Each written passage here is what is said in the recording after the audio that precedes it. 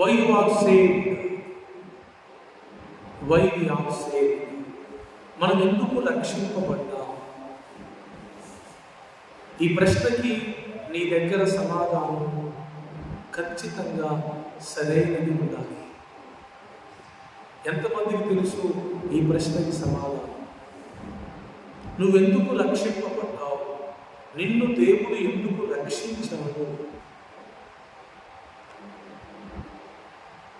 దీనికి సమాధానం తెలియకపోతే, ఎందుకు రక్షింపబడ్డామో తెలియకపోతే, రక్షింపబడిన మనం మన రక్షణను నిర్లక్ష్యం చేస్తాం. రక్షింపబడిన వారిగా మనం బ్రతకలేము.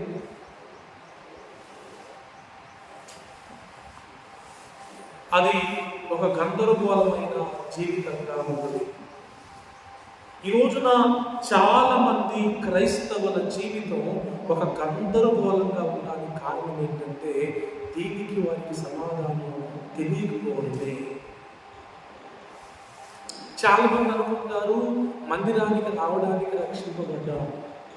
చాలా మంది అనుకుంటారు క్రిస్టియన్ మ్యారేజ్ చూసుకోవడానికి రక్షింపబడ్డాం. చాలా మంది అనుకుంటారు ఇంకేదో అనుకుంటారు. చీకటిలో నుండి, అంధకారములో నుండి తన ఆశ్చర్యకరమైన వెలుగులోకి దేవుడు మనల్ని ఎందుకు పిలిచాడు? లోకములో నుంచి ఎందుకు ప్రత్యేక పరిచయం?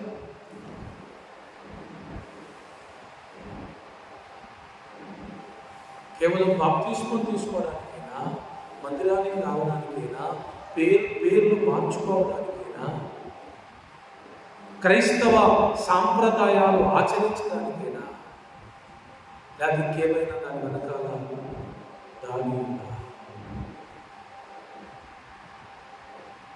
చూడండి, దేవుడు మనలాగా ఏదో అనుకుని ఏదో చేయడు.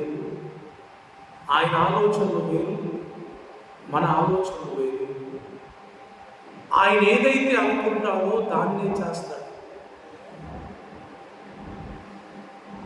ఆయనకు పక్కా క్లారిటీ ఉంది. ఎందుకంటే ఆయన దేవుడు కదా, మన వాళ్ళ తూచనలు అంటాడా?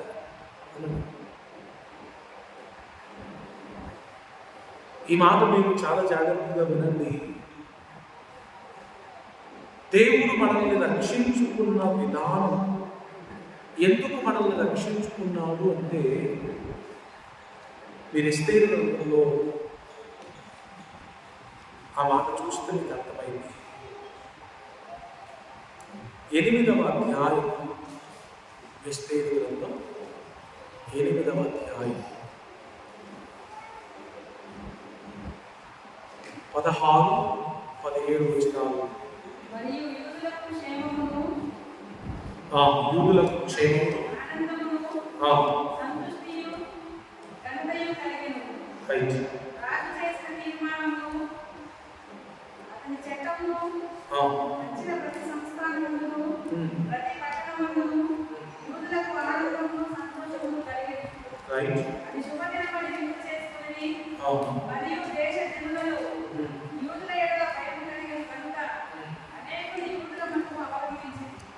ఆ మాట చూడండి, చివరి మాట, అనేకులు యూదుల మతము అవలంబించి.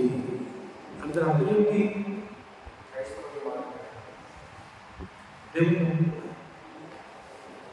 యెహోవా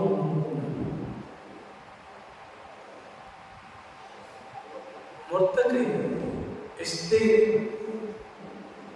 వారు ఆ దేశంలో వారి ప్రవర్తనను బట్టి, వారి క్రియలను బట్టి అల్టిమేట్ గోల్ ఏం జరిగింది అంటే, వారు ఆ దేశంలో దేవుని నామాన్ని గొప్ప చేశారు, దేవుని ప్రభావాన్ని తెలియచేశారు.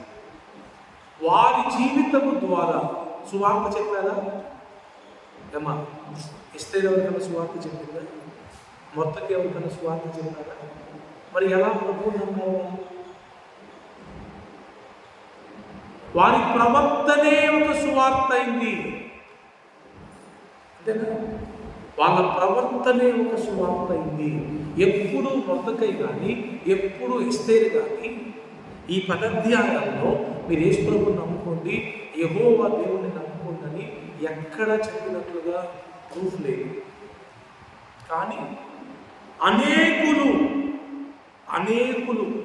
అంటే లెక్క లేనంత మంది వారు యెహోవా దేవుని నమ్మారు. ఎలా? ఎస్తేర్ బిహేవియర్ని చూసి, మొర్దెకై బిహేవియర్ని చూసి, వాళ్ళ భక్తిలో ఉన్న శక్తిని చూసి. ఏముంది వాళ్ళ భక్తిలో? శక్తి. అసలు రాజు శాసనం చేసిన తర్వాత అది ఎట్టి పరిస్థితుల్లో కొట్టివేయబడదు. అవునా? ఒక రూల్ పాస్ చేసిన తర్వాత దాన్ని వెనక్కి తీసుకోగలరా?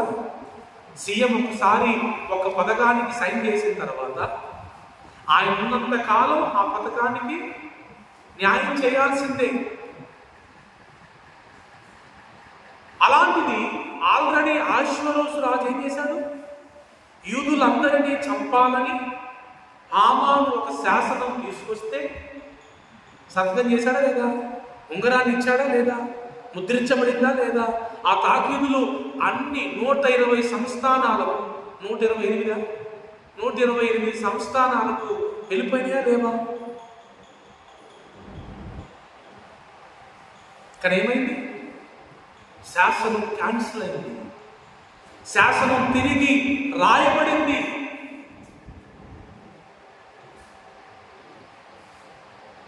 దేవుడు ఎంత గొప్ప కార్యం చేశాడు. మొర్దెకై ఉపవాస ప్రార్థన, ఎస్తేరు ఉపవాస ప్రార్థన, యూదుల ఉపవాస ప్రార్థన రాజుకు నిద్ర పట్టకుండా చేసింది. హామానును మిస్అండర్స్టాండ్ చేసుకునేటట్లు చేసింది. మొర్దెకైని హెచ్చించేటట్లుగా చేసింది. హామానును మొర్దెకై కోసం చేసిన 50 అడుగుల ఉరికంబం మీద వేలాడ తీసేటట్లుగా చేసింది. దేవుడిలాగా కార్యాలు జరిగినాయి. అక్కడ అన్య జనుల మధ్యలో ఎస్తేరు ద్వారా, మొర్దెకై ద్వారా కార్యాలు జరగటం చూశారు. మాటలు చెప్పలేదు, మొర్దెకై మాటలు చెప్పలేదు, ఎస్తేర్ కబుర్లు చెప్పలేదు. కార్యం జరిగేటట్లుగా వారు ప్రవర్తించారు. రాజు దగ్గరికి వెళ్ళటం వ్యతిరేకం. కానీ రాణి అంటది, నేను నశించినా నశించదు. ఏం తెగింపండి అంటే, నేను చచ్చిపోయినా పర్వాలేదు అనేది దేవుని కోసం. మొర్దెకైకి వెంటనే గోని పట్ట కట్టుకున్నాడని తెలవగానే ఎస్తేర్ ఏం చేస్తుంది? బట్టలు పంపిస్తుంది. తీసే అర్జెంటుగా అట్లా నువ్వు రాజు ఆవరణంలో గోని పట్ట కట్టుకోకూడదండి. కట్టుకుంటాడు ఆయన? కట్టుకోడు.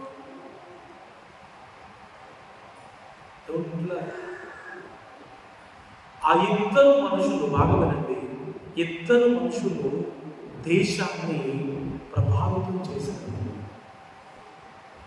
వాళ్ళ ప్రార్థన ద్వారా, వాళ్ళ ప్రవర్తన ద్వారా ఆ దేశాన్ని ప్రభావితం చేశారు. కనుకనే అనేకులు యూదుల మతమును అవలంబించారు. ఇక్కడ మీ అందరితో, మనందరితో ప్రభు మాట్లాడుతున్నారు. మనం ఎవరినైనా ఒక్కరినైనా ప్రభావితం చేయగలిగామా? ఇన్ని సంవత్సరాల ఈ క్రైస్తవ జీవితంలో ఒక్కరైనా మనల్ని బట్టి ప్రభావితులయ్యారా? అవ్వలేదు అంటే శక్తి లేని భక్తి చేస్తున్నామని అర్థం.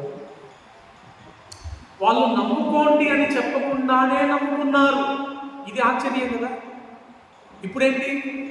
మనం నమ్ముకోండి అని చెప్పినా నమ్ముకోండి, అంతేనా? మరి అదేంటి? ఇప్పుడు జనరల్గా చూడండి, పాత నిబంధన మహిమ కంటే కొత్త నిబంధన మహిమ ఎక్కువ మహిమ గలది, అవునా? పాత నిబంధనలో ఉన్న కృప కంటే కొత్త నిబంధనలో ఉన్న కృప ఎక్కువ. మరి ఆ కాలంలోనే వాళ్ళు నమ్ముకోండి అని చెప్పకుండానే వాళ్ళు ప్రభువుని నమ్ముకుంటే, ఈ కాలంలో నమ్ముకోండి అని చెప్తే ఇంకెక్కువ నమ్ముకోవాలి కదా. కానీ ఈ రోజున క్రైస్తవులు ఏకాబోధులుగా మారిపోయారు. ఏకాబోధంటే ప్రభావం వెడలిపోయిన క్రైస్తవులు, ప్రభావం లేని క్రైస్తవులు. శాసనం వచ్చిందని తెలవగానే మొర్దెకై వినిన వెంటనే చేసిన పని ఏంటి తెలుసా? బట్టలు చుట్టుకొని 4వ అధ్యాయం చూడండి, మొదటి వచనం.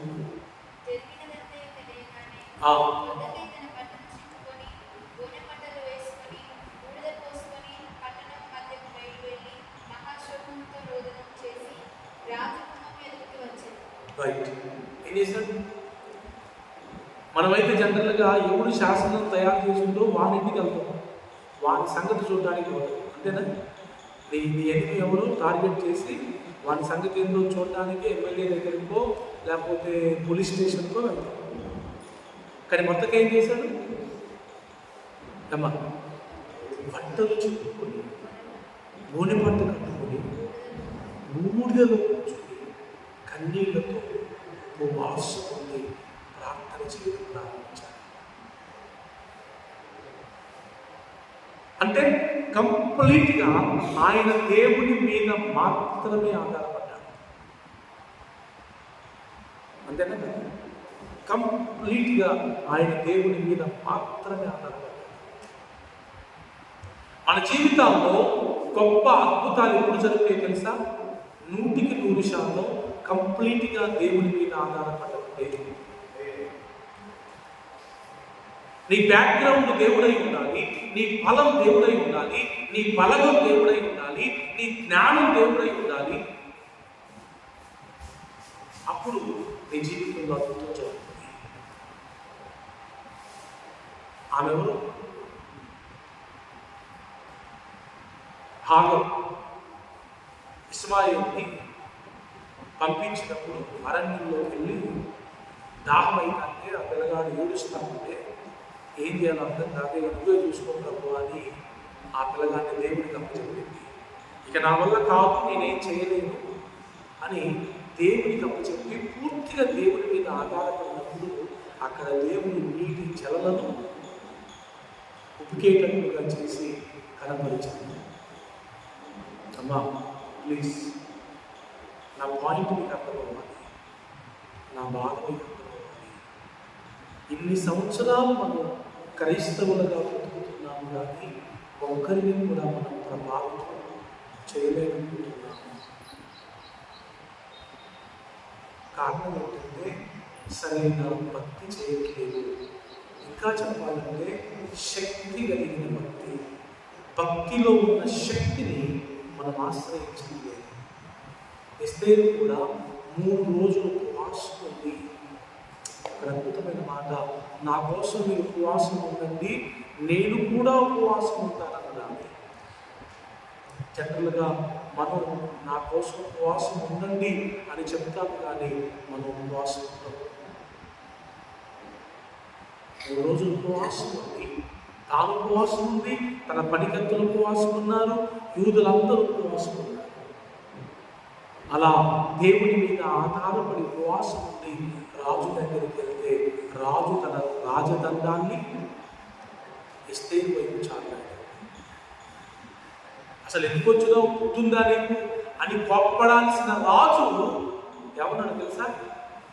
నీకేం కావాలో చెప్పు, రాజ్యంలో సగమైనా ఇచ్చేస్తాను, చెప్పమ్మా ఏం కావాలో చెప్పు అని అడిగాడు. ఆ ప్రభావం ఏంటి? ఉపవాస ప్రార్థన. కోప్పడకుండా ఏం కావాలో చెప్పు, రాజ్యంలో సగమైన ఇచ్చేస్తాననే తట్లుగా మార్చింది ఎస్తేరు యొక్క ఉపవాస ప్రార్థన శక్తి.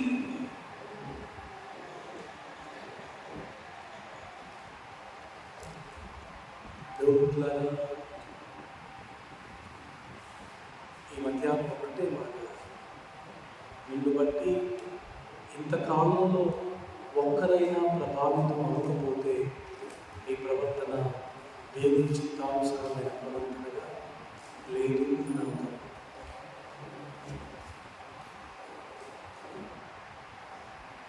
నేను నన్ను బట్టి ఎవరు ఇంతవరకు ప్రభావితం అవ్వకపోతే నా ప్రవర్తన కూడా ప్రభావం లేని ప్రవర్తనే. మామూలు విషయం అండి, నాకు అసలు దేవుణ్ణి నమ్ముకోండిరా బాబు అంటేనే ఎందుకు నమ్ముకోవట్లేదు? అలాంటిది అసలు దేవుని గురించి ఏం మాట్లాడకుండానే వారికి వారే ప్రభు నమ్ముకోవడం అనేది ఈజీ. అంత సులభమైన అంటారా మీరు చెప్పండి?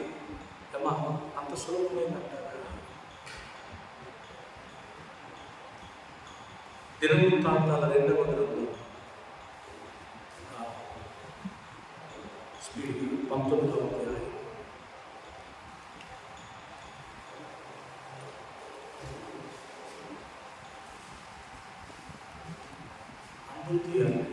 దినవృత్తాంతాల 2వ గ్రంథం 19వ అధ్యాయం 4వ వచనం. పేజ్ నెంబర్ చెప్పండి తీసుకోవాలి.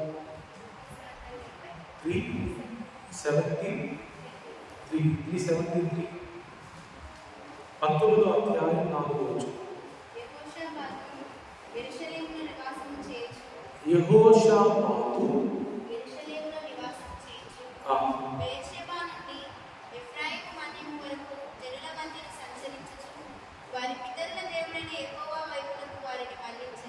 చూసారా, ఒక స్పెషల్ కింగ్ ఈయన.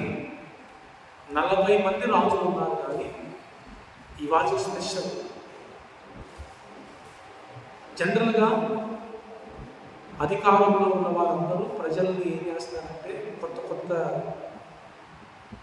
ఏమంటారు పథకాలు పెట్టి వారి ప్రభుత్వం వైపే ప్రజల్ని ఆకర్షించుకుంటారు. అంతేనా? ఎందుకంటే అపోజిషన్ ఉంటుంది కదా, ప్రతిపక్షం ఉంటుంది కాబట్టి ప్రజలు ప్రతిపక్షం వైపు మొగ్గు చూపకుండా వారి వైపే తిప్పుకుంటారు. కానీ యెహోషాపాతు ఏం చేశాడు? దాను మొదలుకొని బెయేర్షెబా వరకు సంచరించు, అంటే ప్రజలను దేవుని వైపు మళ్ళించాడు. ఏం చేశాడు? దేవుని వైపు మళ్ళించాడు. నేను చెప్తున్నాను వినండి, మన అల్టిమేట్ గోల్, దేవుడు మనల్ని ఎందుకు రక్షించాడు అంటే మనం ప్రభు వైపు తిరిగిన మనం ప్రజల్ని కూడా ప్రభు వైపు త్రిప్పడానికి ప్రభు మనల్ని రక్షించాడు. మన వలన మనం చనిపోయే లోపు కొద్ది మంది అయినా ప్రభు వైపు తిరగాలి, ప్రభువుని నమ్మాలి, ప్రభు యొద్దకు రావాలి. దానికోసం మనం బ్రతకాలి, దానికోసం మాత్రమే బ్రతకాలి. నేను ఎలా బ్రతికితే ప్రజలు ప్రభు వైపు తిరుగుతారు, నేను ఎలా జీవిస్తే ప్రజలు ప్రభువుని నమ్ముతారు, అలా మన ప్రవర్తనను మనం సెట్ చేసుకోవాలి. యెహోషాపాతు రాజు రాజ్యంలో ఉన్న ప్రజలను తన వైపు తాను తిప్పుకోకుండా ఎవరి వైపు తిప్పాడు? తన పితరుల దేవుడైన యెహోవా వైపు తిప్పాడు. అది చాలా బాగా నచ్చాడు ఆయన. అంతే. చివరిగా మనం దేవుని నామాన్ని గొప్ప చేయడమే, దేవుని శిలువ జెండాని ఎక్కడికి మనల్ని మనం చూపెట్టుకోవడం కాదు, మన వైపు ప్రజల్ని తిప్పుకోవటం కాదు, మనమేంటో ఎంత గొప్పవారో చెప్పుకోవడం కాదు,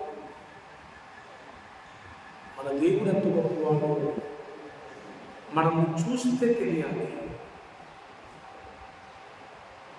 మన దేవుని గొప్పతనం మన దేవుణ్ణి చూసి మన దేవుణ్ణి గురించి చెప్పి మన దేవుడి గురించి అన్ని తెలుసుకోవడం కాదు. పాయింట్ అర్థమవుతుందా? అందరు ఇక్కడే ఉన్నారు. మనల్ని చూసినప్పుడు మన దేవుడు ఎంత గొప్పవాడో ప్రజలకు అర్థమైపోవాలి.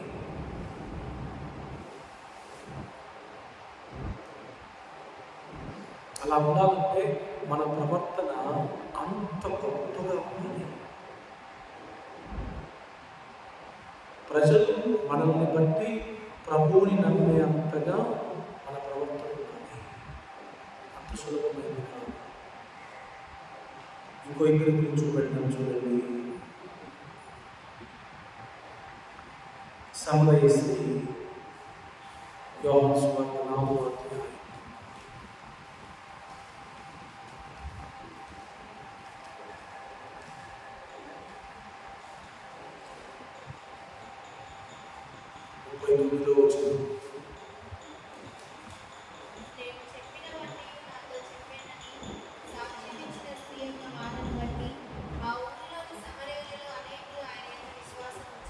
అందరూ చదువుతుంది 4:19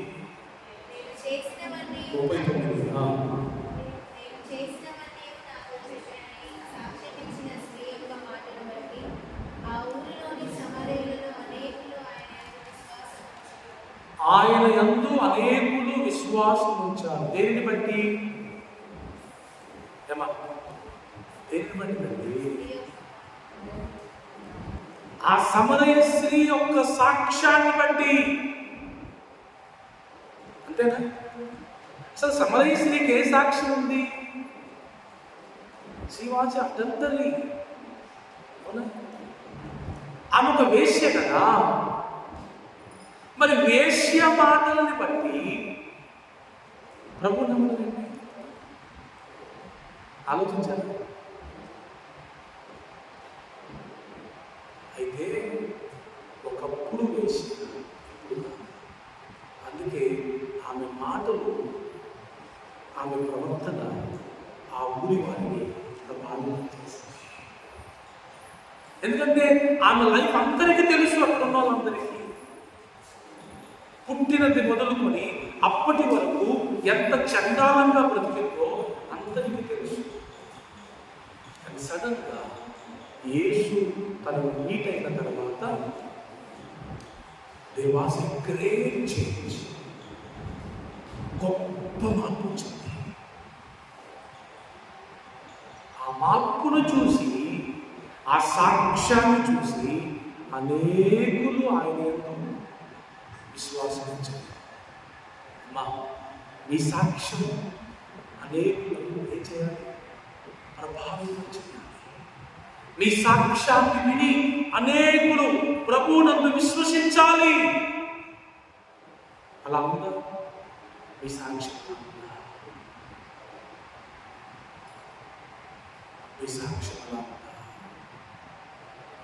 before Christ what you are, after Christ what you are. Yesu నీ జీవితంలోకి రాకముందు ఎలా ఉన్నావు? యేసు నీ జీవితంలోకి వచ్చిన తర్వాత ఎలా ఉన్నావు?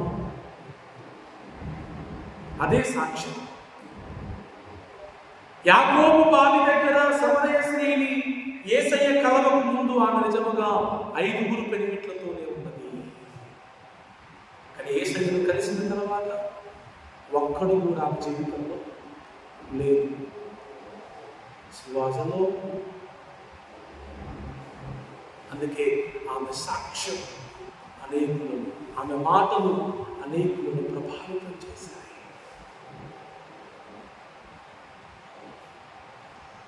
ప్లీజ్ దేవుని సాగుగా మీ అందరినీ పట్టుకోవాలనుకుంటున్నాను. రాత్రి దేవుని దగ్గర నేను ఏడ్చాను. నేను చెప్పే మాటలు ఏమైపోతున్నాయి? ప్రతి వారు మాట్లాడుతున్న వాక్యం ఎందుకు విశ్వాసంలో ప్రభావితం చూపెట్టట్లేదు? నేను సరిగ్గా చెప్పలేకపోతున్నానా? నేను చెప్పేది వాళ్ళకి సరిగా అర్థమవ్వట్లేదా? Why people are not changing? ప్రభు దగ్గర చాలా బాగుంటాను, లేకపోతే నాలో ఏమైనా బాగుంటా? 10 ఏళ్ళ నుంచి 5 ఏళ్ళ నుంచి 7 ఏళ్ళ నుంచి 17 ఏళ్ళ నుంచి సేవ చేస్తుంటే సంఘంలో ఎందుకు జీవం రావట్లేదు? సంఘంలో ఎందుకు ప్రజలు మార్పు చెందట్లేదు? నేను డబ్బులు రావట్లేదని బాధపడట్లేదు కదా, జనాలు ఎక్కువ మంది రావట్లేదని బాధపడట్లేదు కదా, నేను జనాల్ని అడగట్లేదు, డబ్బులు అడగట్లేదు, నేను అడిగేది ప్రజల్లో ఉన్న బుద్ధిమంతులోనైనా మార్పునే కదా. మీరేం చేస్తారు నాకు తెలియదండి. రేపు ఆదివారం నుంచి ఖచ్చితంగా ప్రతి వారం చెప్పే వాక్యం ప్రతి ఒక్కరిలో 100% కార్యం చేయాలని ప్రభు దగ్గర ప్రార్థన చేయించాను.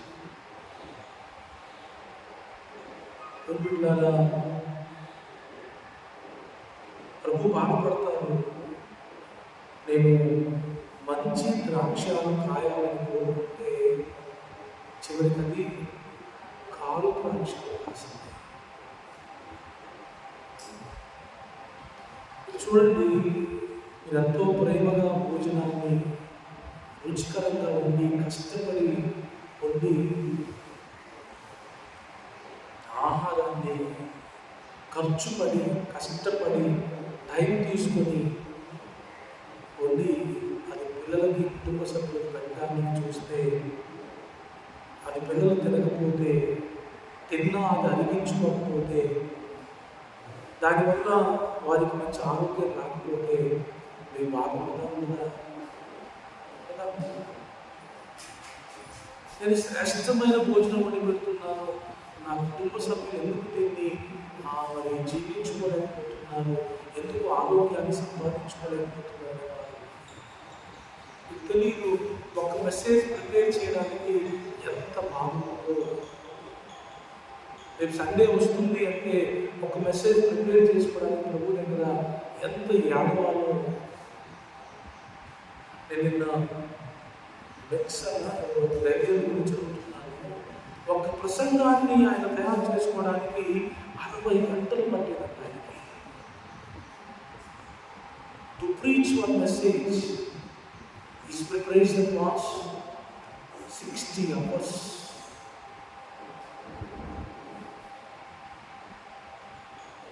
ఎంత ప్రసవమైన నువ్వు జనరల్గా సిఎస్ఐ అయితేనో లేకపోతే వేరే మెయిన్ చర్చెస్ అయితేనే వాళ్ళు ఎలా ఉంటుందంటే వాళ్ళకు ప్రొఫార్మా ఉంటుంది, వాళ్ళకు పద్ధతి ఉంటుంది, వాళ్ళకి ఏ వారానికి ఏ వాక్యాలు చెప్పాలో అవన్నీ ముందే ప్రిపేర్ చేసుకుంటుంది.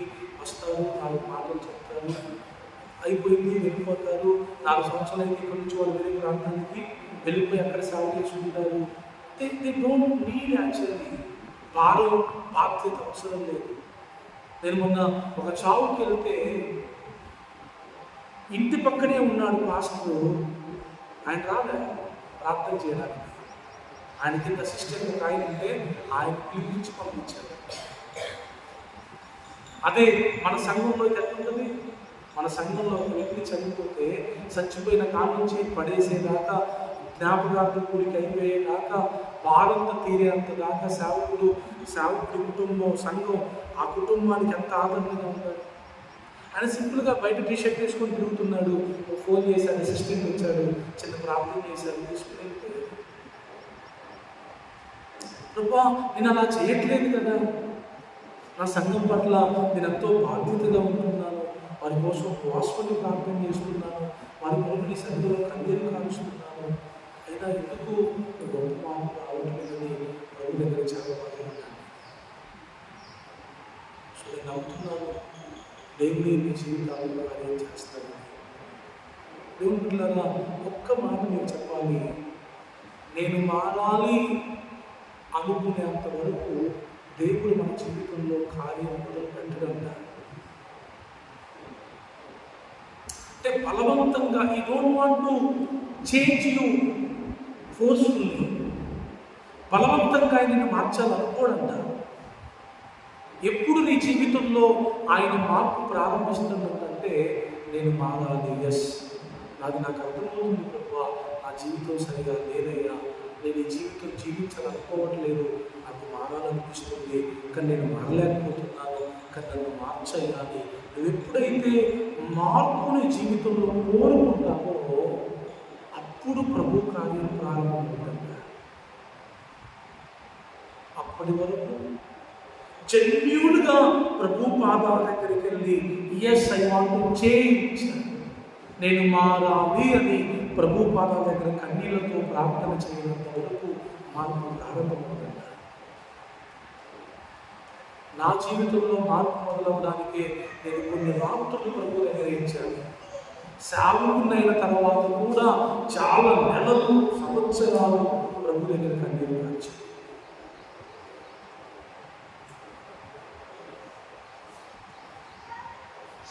ఎందుకంటే ప్రభువుకి ప్రతినిధులు మనమే. నిన్నే ఎందుకు రక్షించుకున్నాడు ఆయన? ఎంతోమంది నీ బంధువుల్లో ఉన్నారు, నీ స్నేహితుల్లో ఉన్నారు, నీకంటే జ్ఞానం కలిగిన వారు ఉన్నారు, నీకంటే అందం కలిగిన వారు ఉన్నారు, నీకంటే ఆస్తుపాస్తులు కలిగిన వారు ఉన్నారు. వాళ్ళందరినీ విడిచిపెట్టి నిన్ను మాత్రమే ఎందుకు రక్షించుకున్నాడు అంటే ఆయన నీ ద్వారా ఈ కార్యం జరిగించుకోవాలని. మరి ఆయన రక్షించుకున్న దానికి ఉపయోగం లేనప్పుడు దేవుడు చాలా బాధపడతాడు. మీకు మరి ఏమనిపించిందో ఏంటో తెలియదు, కానీ సౌలు గురించి నేను చదువుతున్నప్పుడు ప్రభు అంటాడు, నేను సౌలుని రాజుగా ఎప్పటికీ స్థిరపడతామనుకున్నాను, కానీ అనవసరంగా నెరుగుతున్నాను అని దేవుడు బాధపడతా ఉంటే నా కళ్ళలో కన్నీళ్ళు తిరిగాయి. అంటే నేను రాంగ్ పర్సన్ ఎదుగుతున్నానా అన్నట్లు దేవుడు ఫీలింగ్ అనుకుంది. ఒకవేళ మన జీవితాలను బట్టి కూడా ప్రభు అలా అనుకుంటాడేమో అనే బాధ కలుగుతూ ఉంది. నేను అనవసరంగా సేవకి వెళ్తున్నాడే, అయితే నేను పలానా సిస్టర్ని, పలానా బ్రదర్ని అనవసరంగా రక్షించుకున్నానేమో, వీళ్ళ బదులు ఇంకొకరిని రక్షించుకుంటే బాగుండేదేమో అని ప్రభు మన గురించి ఎక్కడ బాధపడతారో అని నేను చాలా ఫీల్ అవుతాను. ప్లీజ్ దయచేసి అర్థం చేసుకోండి.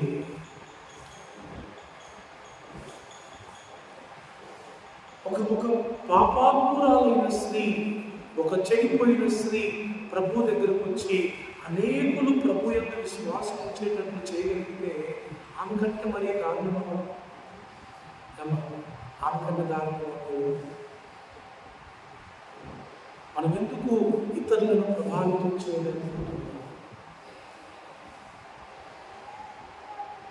చివరిగా అదే యోహాను సువార్తలో 12వ అధ్యాయం 9-10 వచనాలు చదువుతుంది.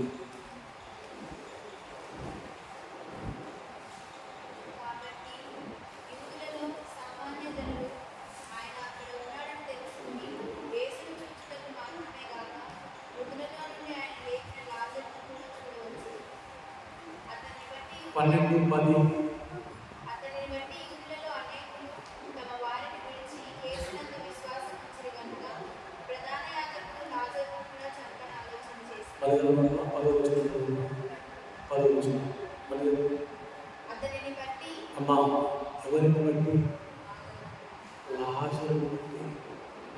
లాజరును బట్టి యూదులలో అనేకులు తమ వారిని విడిచి యేసునందు విశ్వాసం ఉంచిరి కనుక అన్నమాట. లాజరును బట్టి యూదులలో అనేకులు తమ వారిని విడిచి యేసునందు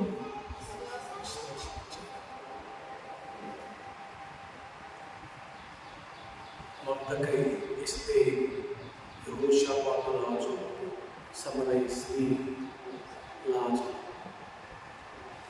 వీళ్ళని బట్టి అనేకులు యేసునందు విశ్వాసం ఉంచారు. మరి అలాంటి కార్యం మన జీవితంలో ఎందుకు జరగట్లేదు? ఒక దైవజనుడి దగ్గరికి వచ్చి ఒక సంఘటన ఇలా ఉన్నారు, అయ్యగారు మిమ్మల్ని బట్టి నేను మారాను, మిమ్మల్ని చూసి మారాను. వాళ్ళ ఆవిడ కూడా, సంఘటన వాళ్ళ ఆవిడ కూడా ఆ పాస్టర్ గారితో ఏమని తెలుసా, మొత్తం మీరే కాదు, మా ఆయన మొత్తం మీ వల్లనే మారింది. ప్రతిదానికి దేవుడు అంటాడు, ప్రతిదానికి నవ్వుతాడు, ఏది సీరియస్గా తీసుకోండి.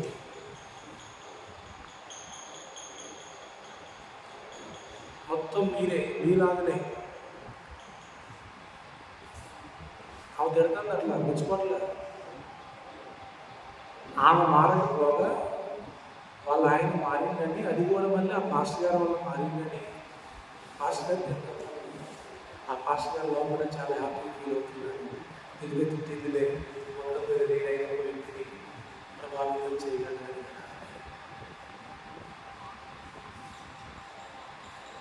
సంగమా, దయచేసి అర్థం చేసుకోండి, గొడ్రాలుగా మనం చచ్చిపోకూడదు. ఆత్మ సంబంధమైన గొడ్రాలుగా మనం చచ్చిపోకూడదు. మీకు సావుంటే భయం ఉండాలా, చచ్చిపోతాననే భయం కాదు, ఎవరిని కనకుండా చచ్చిపోతాననే భయం కాదు. ఆత్మ సంబంధంగా ఎవరిని కనకుండా ఎక్కడ చచ్చిపోతామో, ఆత్మ సంబంధంగా ఎవరిని ప్రభుత్వం నడిపించకుండా ఎక్కడ చచ్చిపోతామో, పరలోకంలో ఎక్కడ కొట్రాలుగా మిగిలిపోతామో అనే భయంతో బతకాలి. ఈరోజు అమ్మాయి మాకు పరలోకంలో నేను కొట్రాలుగా ఉండొద్దు అంటే నీ ద్వారా ఆత్మ సంబంధంగా అనేకులు తిరిగి జన్మించాలి. అనేకులు తిరిగి జన్మించడానికి నువ్వు కారణం అవ్వాలి. ఇక్కడ ఆస్తులు సంపాదించుకొని చచ్చిపోవడం కాదు, ఆత్మలను సంపాదించుకొని చచ్చిపోవాలి.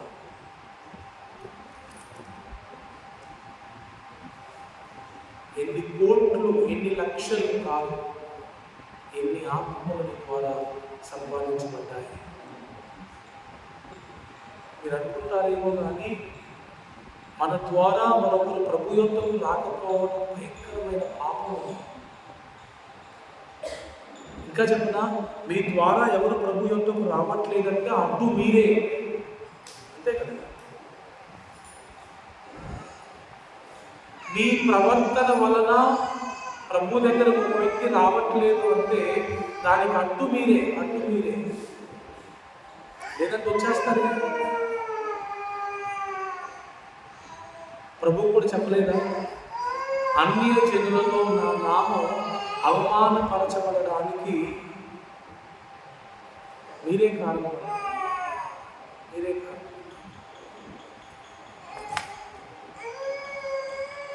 సో ప్లీజ్, నా వల్ల ఒక వ్యక్తి కూడా ఇంతకాలంలో ప్రభు దగ్గరికి రాలేదు అంటే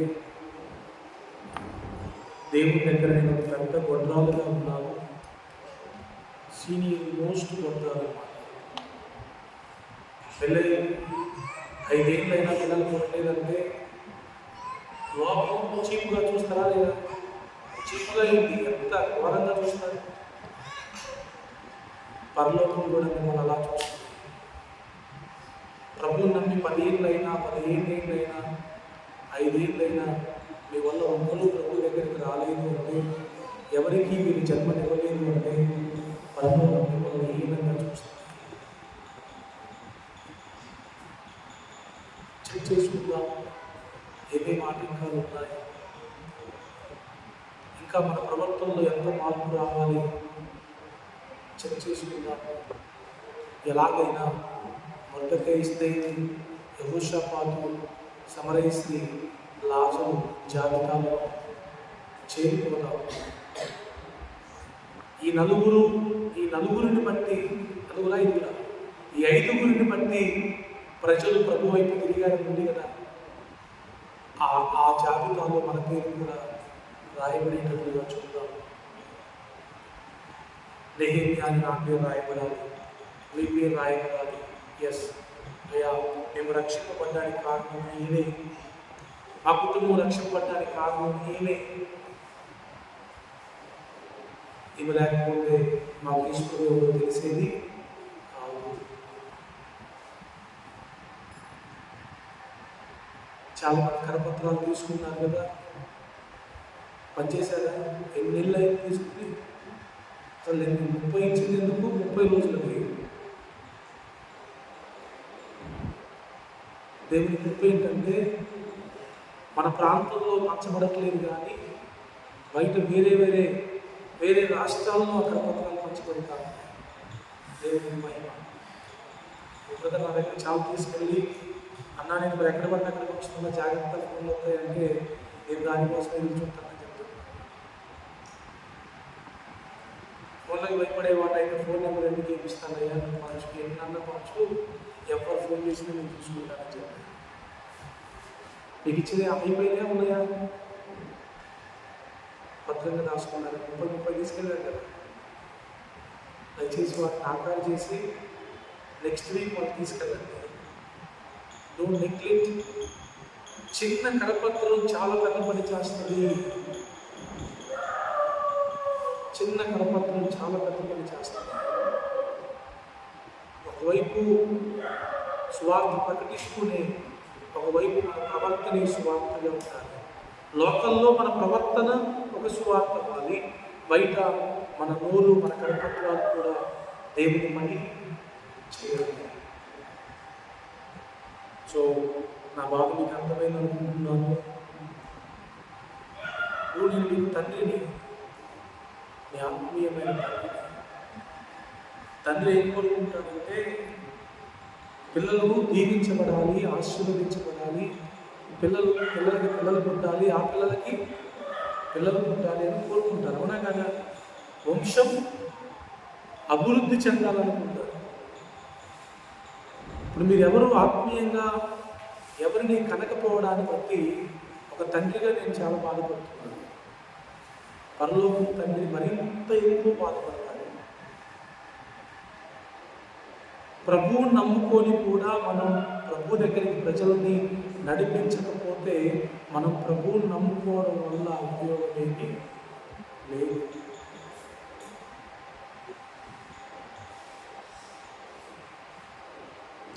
సమలేసి సాక్ష్యం, లాజరు సాక్ష్యం, యెహోషాపాతు రాజు జీవితం, మొర్దెకై ఎస్తేరు యొక్క జీవితాలు అనేకులను ప్రభావితం చేశాయి. ఒక్కరిని కాదు, ఇద్దరిని కాదు. చూడండి, ఒక ఇద్దరు వ్యక్తులు ఒక దేశంలో ఉన్న అనేకులు ప్రభు వైపు తిప్పబడ్డానికి కారణమయ్యారంటే మనం కనీసం అనేకులను కాకపోయినా కొద్ది మందినైనా తిప్పాలా లేదా? అమ్మా, అనేకులు కొద్ది మందినైనా తిప్పాలా లేదా? టార్గెట్ ఉంటే కదా దానికోసం పనిచేసేది. 10th క్లాస్లో 9.5, 9.9 రావాలనే కసి, కోరిక ముందు నుంచే ఉంటే దానికి తగ్గట్టుగా పని చేస్తారు, చదువుతారు. పాస్ అయినా చాలే అనుకుంటే కష్టం కూడా ఎలా ఉంటుంది? దానికి తగ్గట్టే ఉంటుంది. చాలామంది సంఘాల్లో టార్గెట్స్ ఉంటాయి. కనీసం 6 నెలలకు ఒకరైనా, సంవత్సరానికి ఇద్దరినైనా మనం ప్రభు కోసం సంపాదించాలి. ఇది టార్గెట్. మనసు పెట్టండి, ప్రార్థన చేయండి, వీరందరి వరకు ప్రయాసపడండి. ముఖ్యంగా మీ ప్రవర్తనలో మార్పు తీసుకుందండి. ప్రయాసపడేది మనమైతే ప్రయాసను దీవించేది దేవుడు కదా.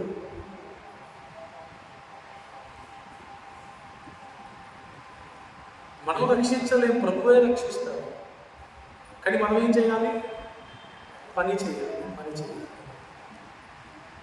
కలుసుకుందాం, ప్రార్థన చేద్దాం.